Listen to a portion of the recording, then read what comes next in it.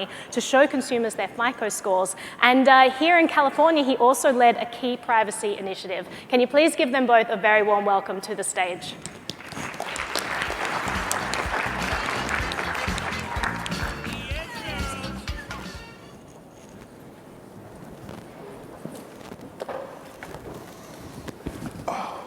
Good morning. Michael, how you doing? I'm doing well. Nice socks. Yeah, full disclosure, I'm wearing Ripple socks. I don't know, so. We also own a lot of XRP. I guess that's another disclosure. So, as you can see by the name of my fund, so. All good. So I'm not an unbiased observer. So, you're not wearing Ripple socks? I don't have any. Yeah. Can you get me some? I know a person. Yeah. So you're the founder of Ripple. Would you say that you're a Bitcoin maximalist? Well, look, everybody loves Bitcoin because it started this whole thing. There'd been many attempts to have sort of a global currency that was not a government currency in the past. Linden dollars was a great example. Yeah. Phil Rossdale, amazing entrepreneur. Vermont dollars. You had beans floors. You had a lot of attempts over a long period of time. But Bitcoin kind of changed everything because it was the first, to sort of solve the double spend problem. Yeah.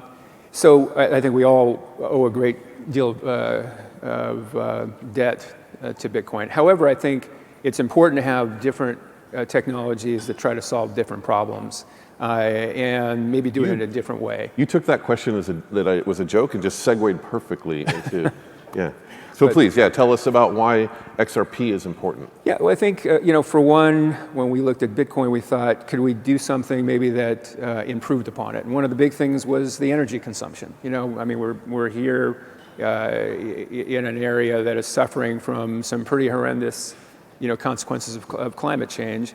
And, the industry as a whole right now is it's belching out enormous amounts of CO2. That's not a good thing. And I have a hard time seeing how the young generation is going to put up with that, right? I think this next generation is going to be, militant about climate change. I think that's good. And so I think the industry as a whole has got to find different ways of doing that, whether that's green energy, different ways of doing confirmation of transactions. That's what we try to do with the XRP ledger. It doesn't use meaningful amounts of electricity. But the other big thing is, I think after looking at it, we quickly realized that the world is not going to be dominated by a single blockchain. It's just impossible that everybody is going to organize inside a distributed ledger and they're going to be trading just that one digital asset. I think we all kind of accepted that. Early days, it was, wow, this is incredibly exciting. It could replace everything. But I think we all kind of understand now this is going to be a great diversity of different ledgers, of different currencies, whether they be fiat, digital assets, gaming assets. There's going to be all kinds of different things. So we need something in addition to a very efficient distributed ledger, and we think XRP ledger is the most efficient out there. But also you need derivatives of this blockchain technology, and specifically interoperability protocols. So we believe in something very strongly called ILP, Interledger Protocol. And so very differently from digital assets, that's a way of wiring together all of the world's ledgers, all of the world's currencies, so that just like the internet, value can now move like data does. So we call that an internet of value. And internet of value needs both of those things. It needs interoperability protocol, which is not a ledger, doesn't hold state, doesn't have a currency, super low level, something that every country, every company can get behind, which means it has to be very feature light. And then something that is very efficient in terms of how the digital asset works. And we think the biggest use case initially is going to be for rewiring our financial plumbing, how payments move around the world. Yeah. We think that's the most broken kind of aspect of globalization today. Data moves freely, goods move freely. We've talked about this before. It costs 4 cents to send a shirt clear across the country because of the shipping container. Yeah. We love shipping containers. But with money, that's broken. It takes days to move money cross-border. Yeah. It costs a fortune for particularly the people in the developing world. And it's also closed because it's a bilateral system rather than being an internet system. So we need that internet of value to be developed. And that's what we spend our time working on, is a replacement for SWIFT and correspondent banking, How do you get all of the payment providers, all of the wallets onto ILP? And then how do you use XRP as on-demand liquidity so that all of these providers don't have to keep balances all over the world because the process is so inefficient? And we think that's the winning kind of killer app. And then I think last group talked about a Cambrian explosion. Yeah. Then you get that Cambrian explosion. So not a Bitcoin maximalist then. We appreciate Bitcoin. I feel like I could have asked you what your favorite color is, and still you have that down with the overview of the Ripple ecosystem. In the audience, who owns or has owned XRP? Okay, that's great. Who despises XRP and thinks Chris is the devil? No one. So things are getting, oh, we have one. So things are getting better, right? I don't know where I was going with that, but I just wanted to see if anyone thought you were evil. I want to.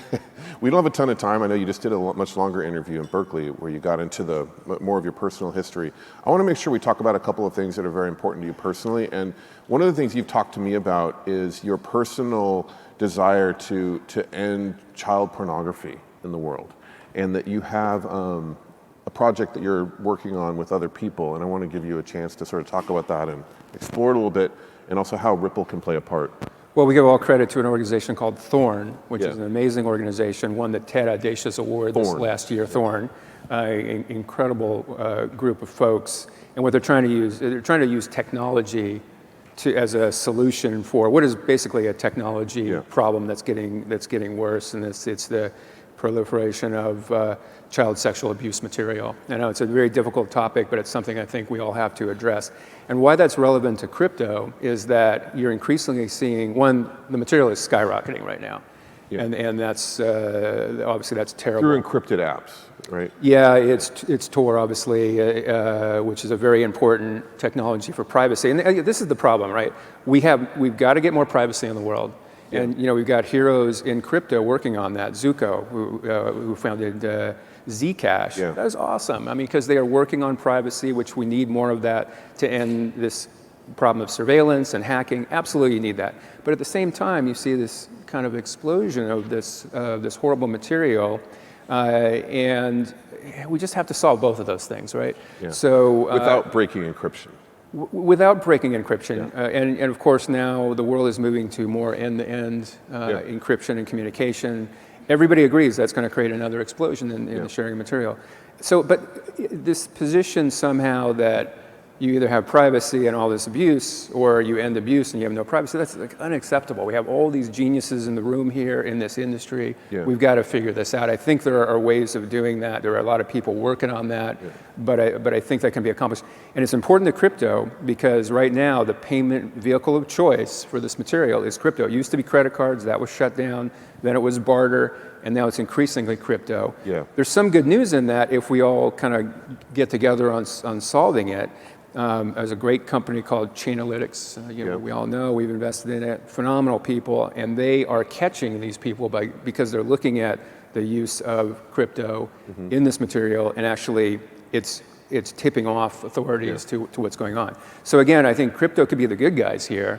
Yeah. Maintain privacy, end the abuse. We can do both of those things, and if we don't, though, sometimes the problem in tech world is, and this is why there's a backlash, is like we're so focused on the goodness of our tech and kind of protecting freedom, it starts looking like indifference to the outside world.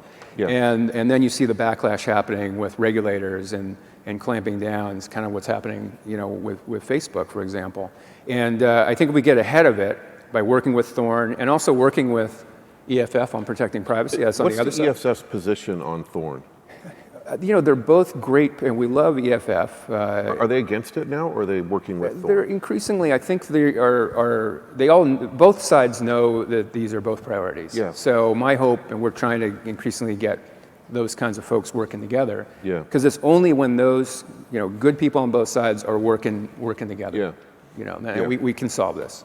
So I'm a libertarian. I know you're not, but at first when we talked about Thorn, I was worried about how they were approaching the industry, but I've done some research on it, and they do it without breaking encryption. They do it with hashing images, and and sort of creating a blacklist. And it doesn't stop all child pornography, but it can definitely stop the viral spread. Right. And I think it's pretty interesting. And Yeah. so I urge people to, I know there's a strong libertarian bent in crypto, but I urge people to look into Thorn and form opinions with an open mind. Yeah, yeah, and contribute to what they're doing as well, both with resources and knowledge, frankly. Yeah. So, what's your opinion on all the China stuff? So China was sort of this sleeping giant in crypto, and then suddenly this announcement's made, and I think within days there were 8,000 new crypto events that happened in China.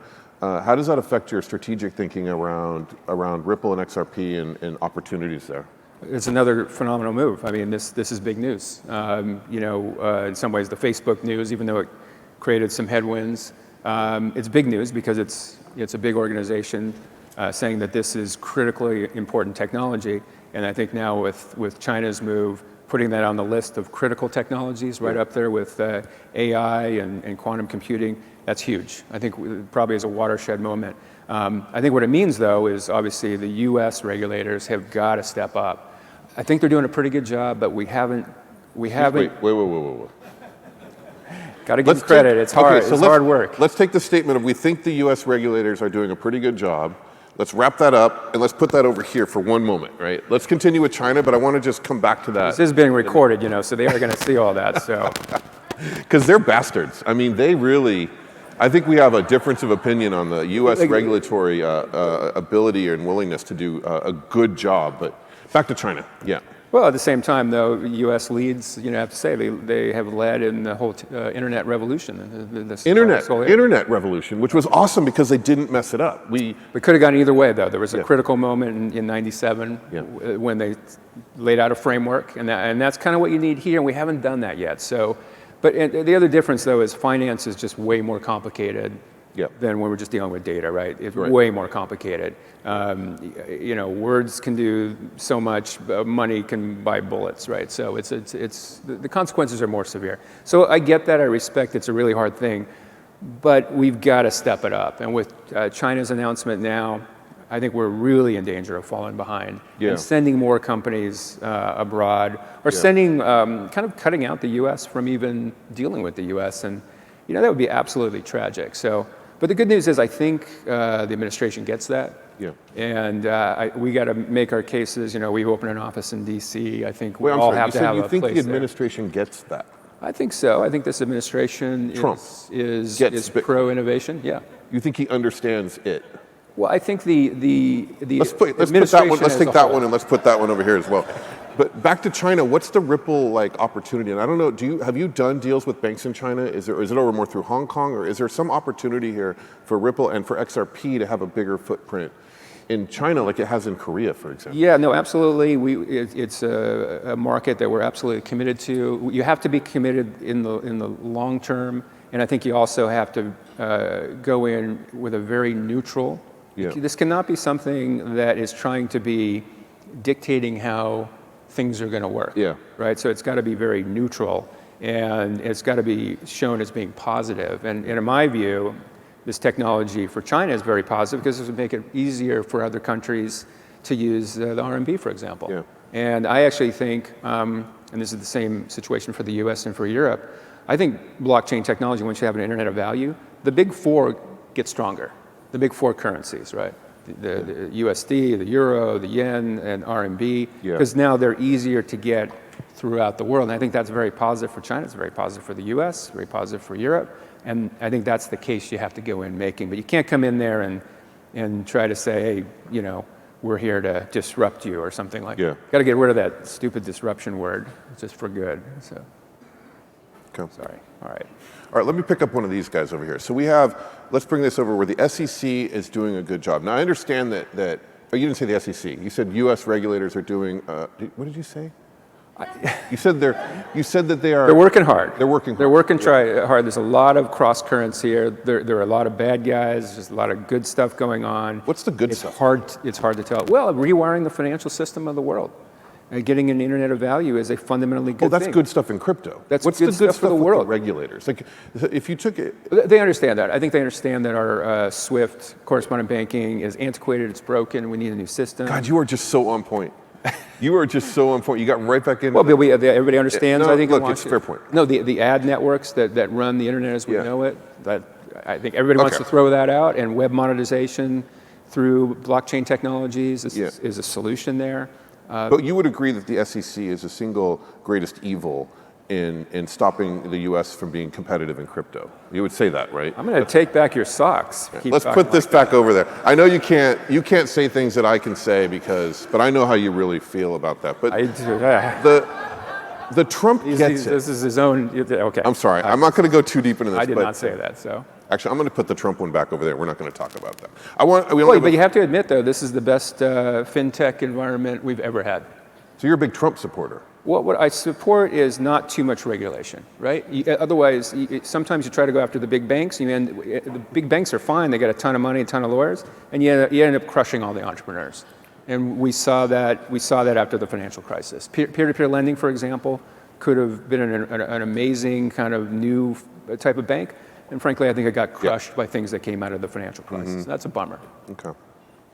Okay, so maybe you're not going to want to touch this one too, but I often see the leaders in our world, the crypto world, and not naming anyone particular, but the leaders as being somewhat, I don't know, insane. It's sort of like where it's an echo chamber. It's almost a religious doctrine being created where they talk to each other about what's good and what's not good.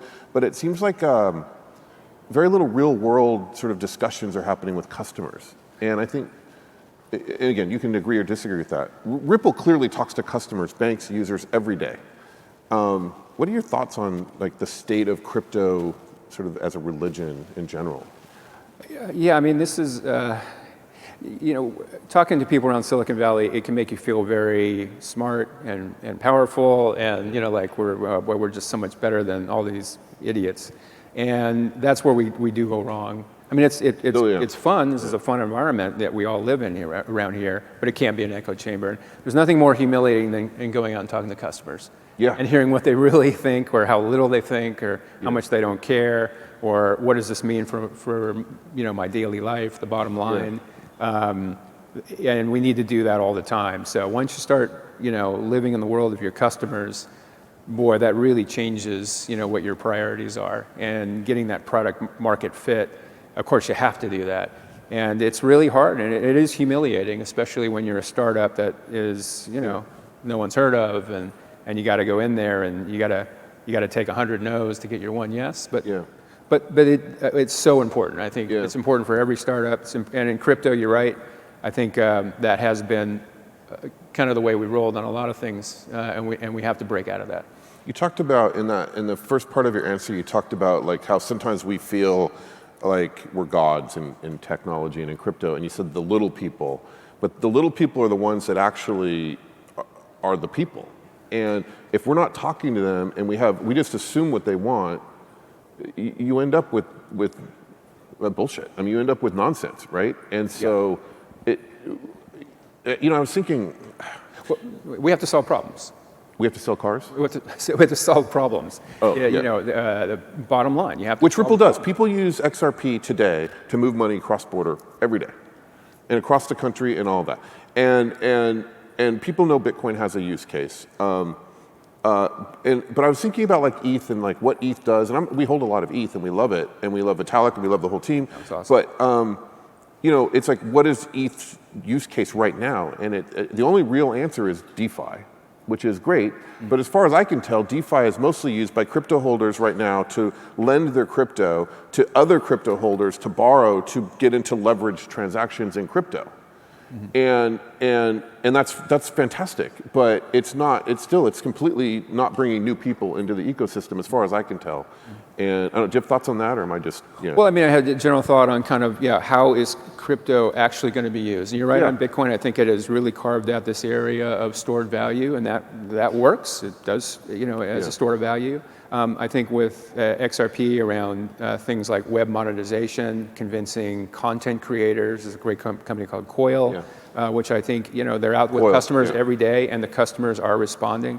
Things like what Forte is doing in the game. Can you explain Coil? I'm not sure. Does anybody know what Coil is in the audience? We're investors, and a few people do. Yeah, Stefan Thomas, an incredible genius, kind of one of the early Bitcoin developers, and his vision was, how do you get back to the original web, which is supposed to be more democratic, not controlled by the eight people that control it in the world today, but replacing kind of that workaround, which was ad networks, with the ability to pay in tiny amounts of, you're consuming content, packets of information, and you're paying for it in packets of value. And that's what they've actually built. And now they have deals with Imager, fantastic company, Mozilla, and they're making a difference. So, but that is, they had to do that by talking to those content creators of how do you get out of the trap of these big platforms. Forte, another great example of a gaming platform company, had some great announcements just a couple days ago around these gaming. Forte you acquired? Forte we invested in. You invested in? Yeah, it's an independent company, right? So, and they're doing some great stuff around, how do you take these assets that are in gaming environments and make it so they can be assets that can move around the world, right? Just like things of value, which they are. People pump incredible amounts of money into these gaming platforms. Wouldn't it be nice if you could, have a secondary market for them, or they could be invested by Wall Street companies eventually? Who knows? They just become assets in the world. And they do that using ILP, right? The interoperability. So you have that, use XRP then as the bridge currency of that gaming asset to any other type of thing of value. And again, it's what did those gaming developers need? Because they have specific needs, and that filled a gap. And it's the same thing with cross-border payments using XRP for on-demand liquidity. Boy, having those early, meeting after meeting with a MoneyGram over years and years to explain how this works, why it's a benefit. Again, long slog, but once you get the light going off by talking to customers, it really improves things.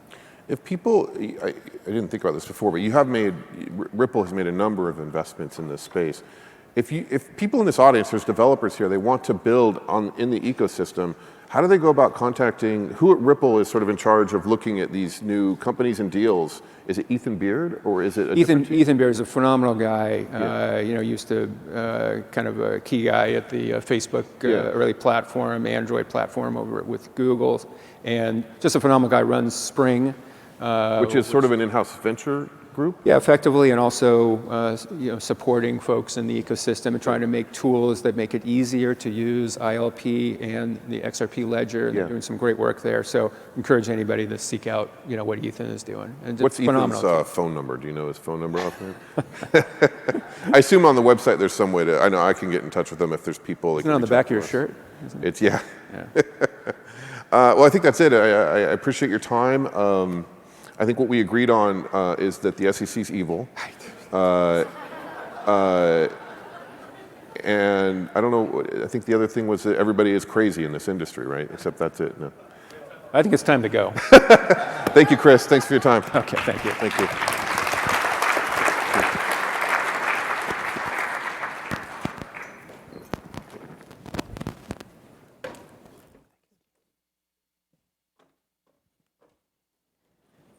Up now, we're talking about freedom of ownership, and I'm delighted to invite onto the stage Dr. Stephen Waterhouse, who is the CEO and co-founder of Orchard Labs, where they're creating tools and protocols to give users digital freedom and an open and accessible internet. He was also a co-founding partner of Pantera Capital, which invested in Brave, Zcash, Abra, Veeam, Circle, Bitstamp, where he serves as a board member, and Earn.com, among many others. And he was also a co-founder and CTO of RPX and took the company public. We also have Munib Ali, who is the co-founder and CEO of Blockstack PBC. He's raised $75 million in funding from investors like Union Square Ventures, Y Combinator, Lux Capital, Winklevoss Capital, and others. And Blockstack was recently featured in CNBC